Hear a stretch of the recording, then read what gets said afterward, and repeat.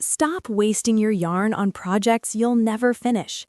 If you've ever started a crochet project, got halfway through, then tossed it in a bag somewhere and told yourself, I'll come back to it, this video is for you, because I'm going to show you the one type of crochet project that actually gets finished and the pattern style that makes that happen every single time.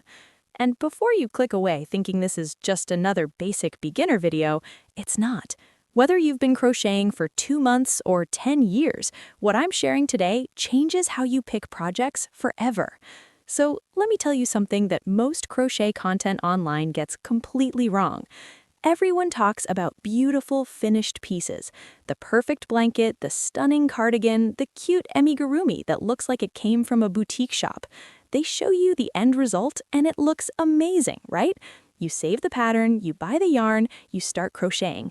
Then about 3 days in, maybe a week if you're motivated, it starts feeling like work. The excitement is gone. The project is still sitting there, unfinished, staring at you every time you open your craft drawer. And here's the thing nobody talks about. It's not your fault. The project was never set up to keep you engaged. The pattern didn't give you the right kind of momentum, and that's exactly what we're going to fix today. Because the best crochet project isn't the most complicated one. It isn't the one with the fanciest stitch or the most expensive yarn. The best crochet project is the one that pulls you back to it every single day. And I know exactly what that looks like, and I'm going to walk you through it step by step. Let's start with something really simple but kind of mind-blowing once you see it.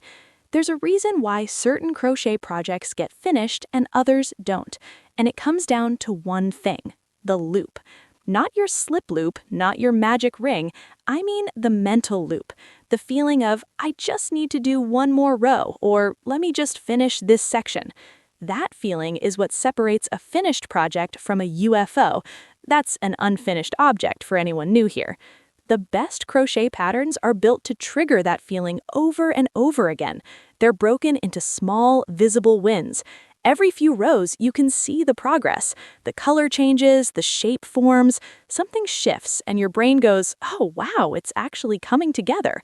That's the hook, pun intended, that keeps you going.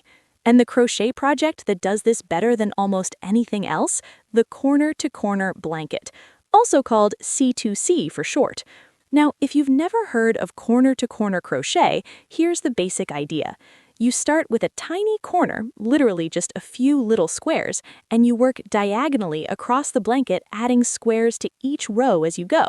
The blanket grows from one tiny corner, fans out into a triangle, hits the widest middle point, and then mirrors back down to the other corner. And that shape, that diagonal build, is exactly what makes it so addictive. In the beginning, your rows are super short. You're adding just one more little square each row. It feels fast, it feels easy. You're hitting that one more row feeling constantly because each row only takes a minute or two when you're starting out. Then you hit the middle of the blanket, and the rows are longer, but by then you're so invested in the project that you can't put it down. You've got this beautiful diagonal pattern forming in front of you, and every row you add looks like visible, real progress. Then, as you come down the other side, the rows get shorter again. You start feeling that end of project energy, that I can actually see the finish line feeling, and you push through to the end. That structure alone is why C2C blankets have one of the highest completion rates of any crochet project out there. The momentum is literally built into the pattern. But here's where it gets really interesting, because the pattern itself is just one part of what makes a project wonderful to work on. The other part is the stitch you use. And for C2C, the stitch that makes the whole thing click is the granny square stitch cluster. If you've never experienced that with crochet before, this is the project that's most likely to give it to you. Now, let's talk about yarn choices, because this is where a lot of people accidentally make the project harder than it needs to be. For a corner-to-corner blanket, especially your first one, you want a worsted weight yarn. That's the medium thickness, not the super chunky stuff, not the thin fingering weight, just your standard, classic worsted weight. The reason for this is simple. It moves fast enough to feel satisfying, but it's thick enough that you can actually see the stitches clearly without straining your eyes. For color, this is where you can have a lot of fun. C2C is one of the best pattern formats for color work because you change colors at the start of each diagonal row. You're not doing any complicated color work mid-row. You just finish a row, pick up a new color, and go. That means you can do gradients, bold stripes, ombre fades, whatever makes you happy without needing any advanced color-changing technique. One of the most stunning versions I've seen is a rainbow gradient using about 7 colors, each one used for 2 or 3 rows before transitioning to the next. By the time you're done, you've got this soft, flowing diagonal rainbow across the whole blanket. It looks like it took incredible skill. It didn't. The pattern does the work. Another popular approach is to use just 2 colors in a checkerboard or striped layout. Classic. Clean, it photographs beautifully if you ever want to post it online, and it's the easiest version to plan because you can eyeball your color placement without measuring anything.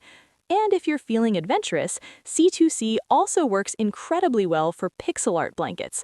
Because each little square is basically 1 pixel, you can actually follow a pixel art grid and recreate images in your blanket. Landscapes, animals, characters, whatever you want. It's like paint by numbers but with yarn. That's how versatile this pattern format is. It can go from a total beginner's first real project to a serious, detailed artwork piece just by changing the color layout. Let me walk you through the basics of how to actually start one of these, because I want you to leave this video feeling like you can jump in today if you want to. You start with a slip knot and a chain of 6. From that chain, you work your first little square. Chain 3 to count as your first double crochet, then 2 more double crochets into the same spot. Chain 3 to close the square. Then 3 more double crochets into the same spot, and chain 1. That tiny little unit is your starting corner square. Row 2 is where you place 2 squares instead of 1.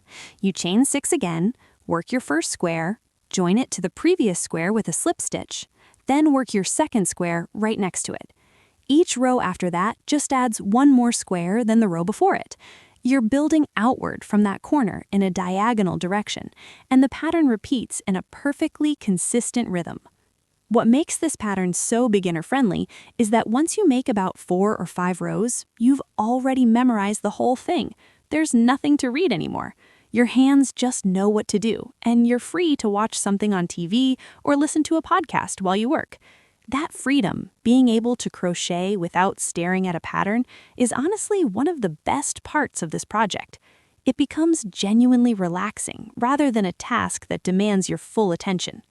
Now, there's one thing that trips people up when they're first starting corner to corner, and I want to address it before you run into it: the tension at the joins. When you connect one square to the next using a slip stitch, it's easy to pull too tight or leave it too loose. Both create problems. Too tight and your blanket will pucker and curl at the edges instead of laying flat. Too loose and you'll see gaps between the squares that don't match the rest of your work. The trick is to practice your slip stitch join on a swatch first, just a few squares, before starting the actual blanket. Feel what right tension looks like. When your swatch lays flat on a table without curling, without puckering, you found your tension sweet spot. And then you just keep that same feeling throughout the blanket. If your blanket does curl at the edges when you're done, don't panic. Blocking fixes it almost completely. Just wet the blanket, gently press it flat, pin the edges down if needed, and let it dry. You'll be amazed at how much it evens out. One more thing I want to talk about: size. Because one of the biggest reasons people abandon projects is that they accidentally start something way too big for where they are right now. A full throw blanket in C2C can take anywhere from 15 to 40 hours, depending on your speed and your yarn. That's a lot. If you're newer to crochet, or if you just want a quick win first, start with a baby blanket size or a lap blanket, something you can finish in a weekend or 2. The feeling of finishing a project, holding it in your hands, spreading it out, taking a photo, that feeling is addictive. And once you've finished one C2C blanket, even a small one, your confidence and your momentum for the next project shoots way up.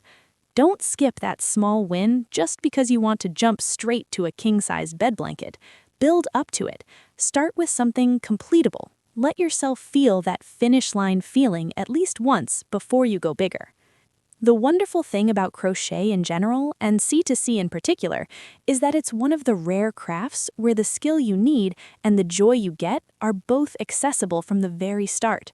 You don't need expensive tools, you don't need years of experience. You need a hook, some yarn, and a pattern that's built to keep you going. And that's what Corner to Corner is. It's a project with momentum built right in. The growing rows, the shrinking rows, the color changes, the rhythm of the stitch. All of it is designed, whether intentionally or not, to keep your hands moving and your brain happy. I genuinely think this is the best starting point for anyone who wants to make something real with crochet and actually finish it. And it's not just for beginners either. Experienced crocheters keep coming back to C2C because it's endlessly customizable and endlessly satisfying. Whether you make a soft pastel baby blanket for someone you love, a bold geometric piece for your living room, or a full pixel art landscape that took you 6 months, the format handles all of it. So if you've got yarn sitting in a drawer somewhere, pull it out. Find yourself a worsted wheat skein, grab your hook, and just start that first corner. 6 chains, 3 double crochets. You'll have your first square in less than 2 minutes. And once you make that first square, I promise you, you're going to want to make the next one. If you want to see more crochet content like this, hit subscribe so you don't miss the next one.